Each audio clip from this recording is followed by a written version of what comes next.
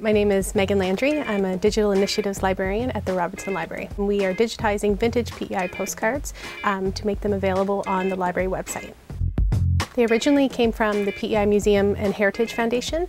They were a joint project between Boyd Beck and the foundation, and they originally scanned them on Flickr, and they weren't really getting much exposure, so they approached the library and we decided to digitize them. The images are really neat. They can range from hand-painted photographs to actual black and white photographs.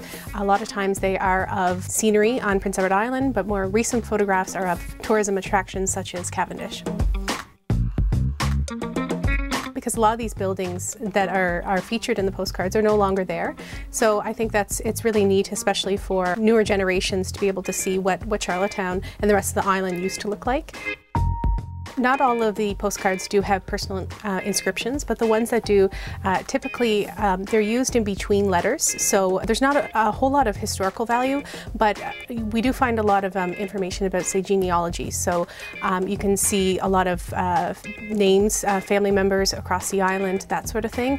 I know that ourselves, just the staff members that were going through the postcards, would recognize some names and say, hey, that's actually my great aunt who wrote that postcard. We struggled a bit with the transcribing. The handwriting obviously is faded, but some of the cursive writing was quite hard to decipher, so I decided to reach out on social media. When we first began posting on Twitter, we were receiving about one response a week, but when we progressed to Historic PEI, which is a Facebook page, we were getting upwards of 20 comments a day, which was fantastic. So we found our niche group of people who really enjoyed this sort of thing.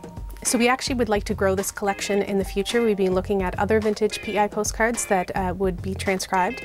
But ultimately we would like to migrate the site over to the Island Archive site because the Island Archive site highlights a lot of island history that we've worked really hard at making available to the public, and we think that it would be a really good home for PEI postcards.